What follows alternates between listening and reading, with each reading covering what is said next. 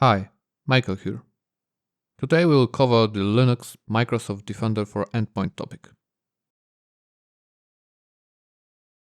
We continue the project from the previous material. Business assumptions remain the same. In our Azure portal, we already have an existing virtual machine. When creating a virtual machine, it is worth paying attention to the security type option.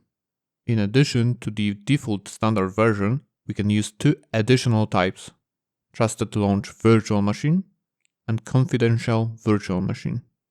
For our needs, a Trusted Launch Virtual Machine will be enough, which currently does not involve additional costs.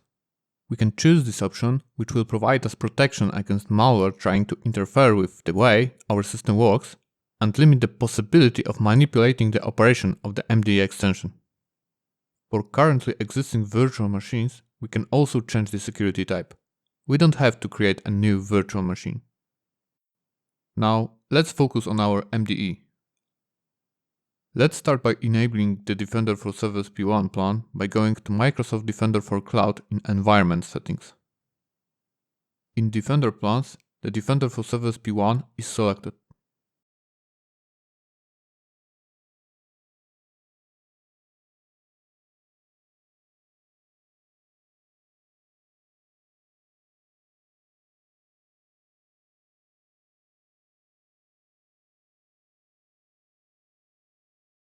If we look more closely, we can also use additional options such as vulnerability assessment for machines or guest configuration agents. Currently, we are mainly interested in endpoint protection. Another important thing that we need to remember to configure is email notifications. Here we can add specific email addresses which will be notified in the event of a security alert. Depending on our needs, we can configure the minimum severity. In this case, I assume that there are very few security alerts, and getting the low severity alert should be a reason to inform the appropriate security team. An important aspect is to adapt our network policies in network security groups to the needs of the MDE agent. To do this, we need to add an outbound network policy that will be appropriate for our environment. Based on the test performed, while maintaining the blocking of outbound traffic to the internet, for this project, adding two rules will be sufficient. One rule for outbound network policy to Azure Cloud, and the second for outbound network policy to Microsoft Defender for Endpoint. It is important to remember here to properly adjust the network rules to the project requirements. This project is just a simple example.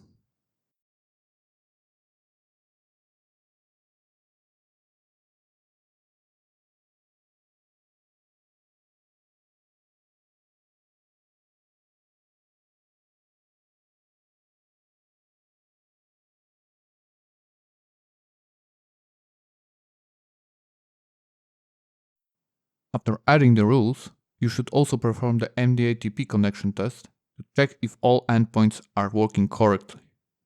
In this case, however, there was one error which is related to the connection to akamaitetechnologies.com. So, you should also make sure that MDE and its updates are working correctly. It was decided to take this approach for this project to limit connections to the internet network. Your case may be different. Returning to the MDE extension installation. What if we wanted to control exactly on which virtual machines the MDE extension should appear on? For that, we can use the Azure Policies service. Let's search for a policy called Deploy Microsoft for Endpoint Agent on Linux virtual machines. Now, let's go to the Assignment tab.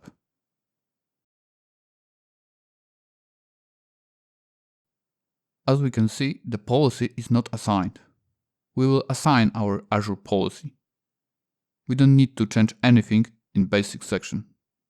We also do not add any additional parameters. In the remediation tab, we can see that the policy will use the system assigned manage identity with the contributor permissions. Let's select the remediation task so that the policy includes the analysis of existing resources and move on. Now we can create our Azure policy assignment. As you can see, there was an error regarding the assignment of the role of Manage Identity. This is often the case if the account that creates the assignment doesn't have the appropriate permissions.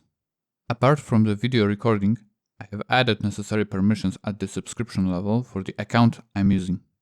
We can additionally confirm that our assignment is not working correctly by going to Assignments and View Compliance.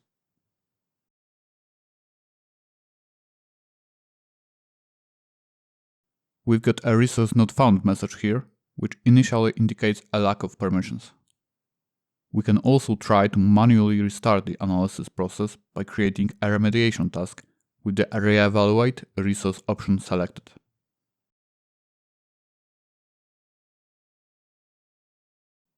We can check the remediation results in the Remediation Tasks section.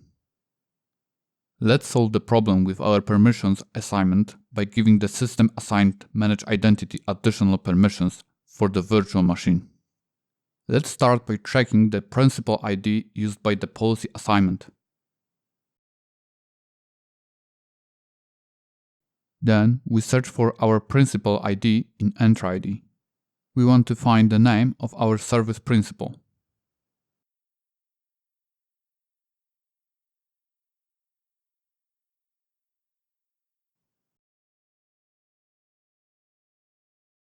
Next, we go to access control of the virtual machine. We check the current permissions for the service principal for the virtual machine. Here we can see the service principal has no permissions.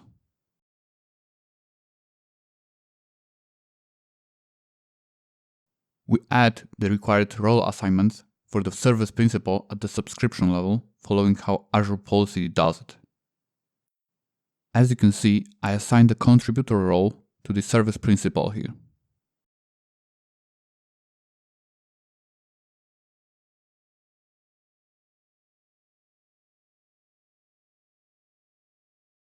After assigning, our MDE extension should appear within a few minutes. An alternative option is to solve the permissions issues for assigning permissions at the time of creating the assignment and recreate the policy assignment. Then the role will be automatically assigned at the subscription level. After logging into virtual machine, we can check the status of our MDE with mdatp help command. mdatp stands for Microsoft Defender Advanced Threat Protection and is an older name for the MDE solution. Microsoft Defender uses a sensor framework powered by eBPF. You can see this in the current configuration. Early preview and network protection feature status is disabled. The real-time protection and behavior monitoring options are also disabled. It is time to configure our MDE. Based on the Microsoft documentation, we can prepare our configuration file. It consists of the main Antivirus engine section, which contains the most important options. Machine learning and security analytics are the main components of the MDE solution. MDE solution includes machine learning models, heuristics and behavioral analysis, detonation-based analysis, and anomaly detection algorithm that detect suspicious and attack-related events in the sensor data. Enforcement level defines the threat remediation and file scanning. Real-time setting is necessary for behavioral analysis. Most antivirus solutions will look at known hashes for files and processes. ADR is more advanced and looks at memory, processes, network traffic, and more advanced detections. Behavioral monitoring completes our solution with behavioral analysis based on machine learning models. With behavior monitoring, Microsoft Defender for Endpoint on Linux protection is expanded to intercept whole new classes of threats such as ransom, sensitive data collection, crypto mining, and others. The cloud service entry in the configuration profile is used to configure the cloud-driven protection feature of the product. Cloud-driven protection must be enabled on devices to take advantage of the newest behavior monitoring and blocking capabilities. It uses a cloud classification service to adjust the aggressiveness of machine learning models in real time. We can summarize that MDE contains the content-based capabilities with behavior monitoring and runtime process memory scanning. We are getting the ability to monitor processes, file systems activities, and process interactions within the system. The possibility to analyze correlations between events across multiple processes allows us to detect and block malware based on their behavioral classification. When MDE is in runtime protection, it identifies malicious behaviors or artifacts and prevents related running processes, blocking the attack from progressing. For example, we can block Metasploit attacks that may occur in our environment. It is important to remember about additional load on our machine's resources when enabling these functionalities. At the moment, except for network protection, we can enable remaining options. Blocking mode, especially when performing file operations, may affect the operation of the application. After enabling the functionality, it's worth testing first whether our application behaves correctly. Network protection is currently available in preview, so this time option will be skipped in terms of configuration. This material is not intended to cover all options. The configuration for a given environment must be adjusted individually. The rest of possible preferences can be checked in the official documentation. Let's apply our configuration by placing it in a dedicated MDATP directory. After this operation, MDATP will automatically detect changes.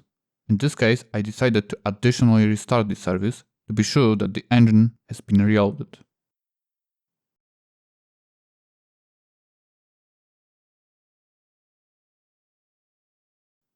As we can see after reloading MDATP, there is a problem with a network protection module. This option is currently not available in production. We can of course try to change the channel from which we downloaded the package. We then install it manually with the channel flag. In this case, the documentation should be followed. For now, we will disable the network protection functionality and reload our configuration.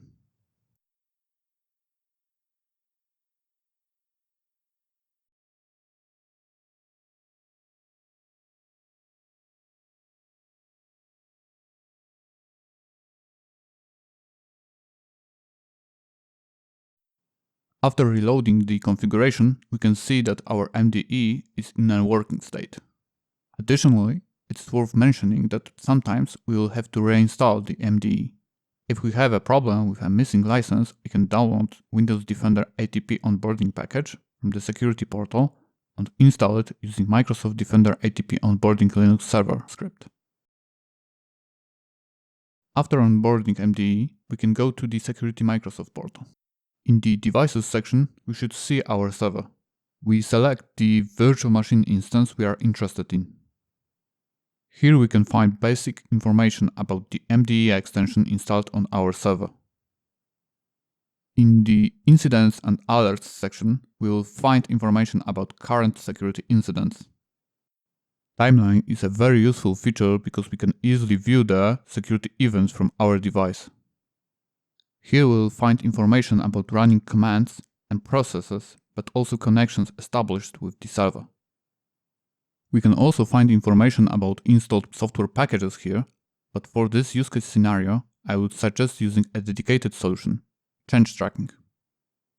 Security policies are mostly related to applying configurations on a large scale. For example, how to configure antivirus or disk encryption for a group of devices. Security recommendations contain information from the MDE vulnerability management capability, where you can find information such as description of the security recommendations and the potential risks. Inventories contain information about the software packages installed on a given device, based on which we can identify vulnerabilities. We can also view detected vulnerabilities, where it is required to first activate this functionality in the Defender plan. Now, let's test MDE in action. Let's first execute a few commands on the operating system, for example nslookup, curl, and to use netcat on an address on the private network. The attack technique has been correctly detected.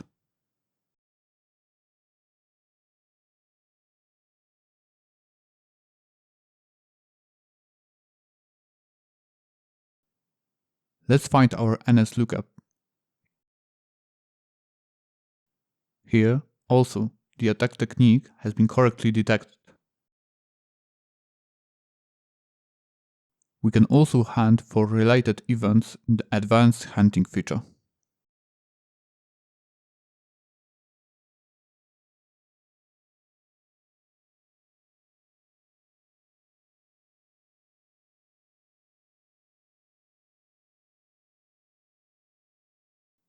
Now, let's try 2 additional tests.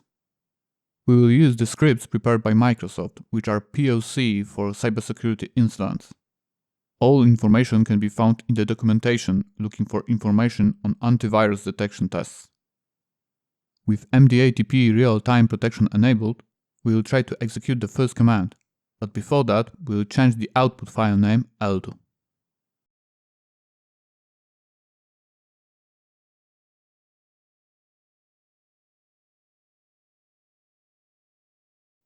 Let's see if our file was created. We can see that MDE successfully blocked the creation of the malicious file. The curl itself worked correctly, as we can see by executing the command once again. If we go to the security portal now, we can check if the events appeared on the timeline and if the security incident was created correctly.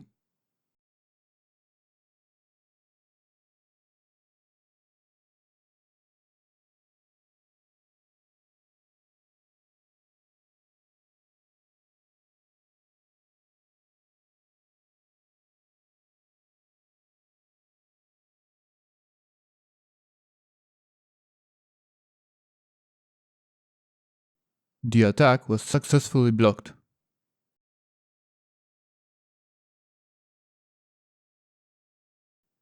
Let's close our security alert now.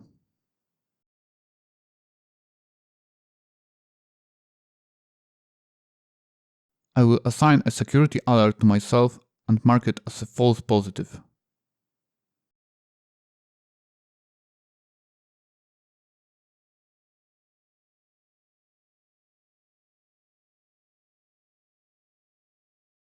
Let's go to Microsoft Defender for Cloud now and see if we were also informed about the security alert there.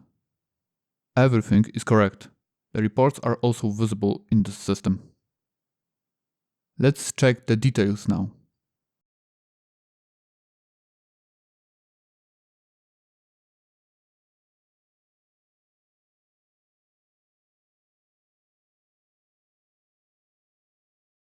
Now, let's try to change enforcement level to passive mode. Next thing is to reload our configuration.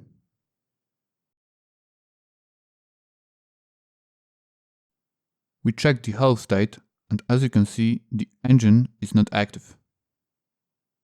Let's try to perform the attack again.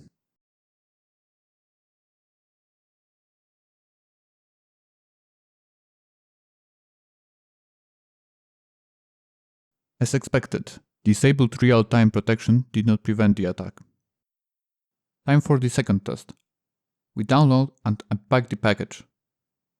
MDE has been reconfigured here to real-time protection mode to restore full functionality. Now, let's add execution permission to the script.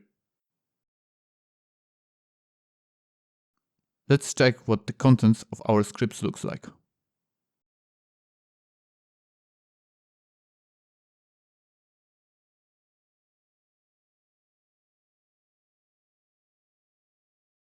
We will make a simple modification to the script, changing the name of the zip package.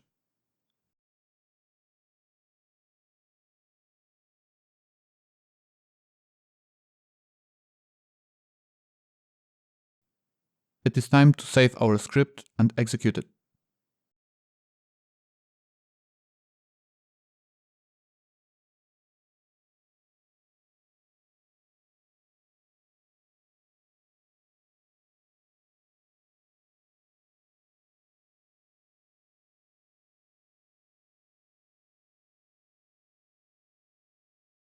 The script was executed correctly.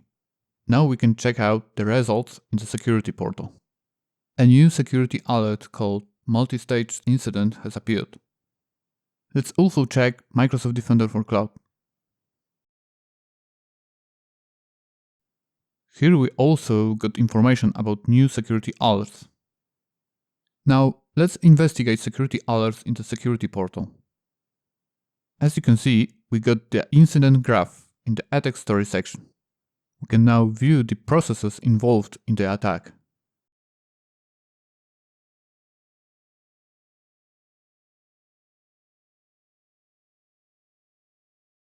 In the alerts page, we have a list of our security alerts. Each alert has its own security category. In assets, we can view the assets that are related to the attack. And that's basically all when it comes to the basic configuration and functionality of the Microsoft Defender for Endpoint solution. Creating materials like this takes a lot of time. If you appreciate the content I create, you can like it or subscribe to the channel. Thank you.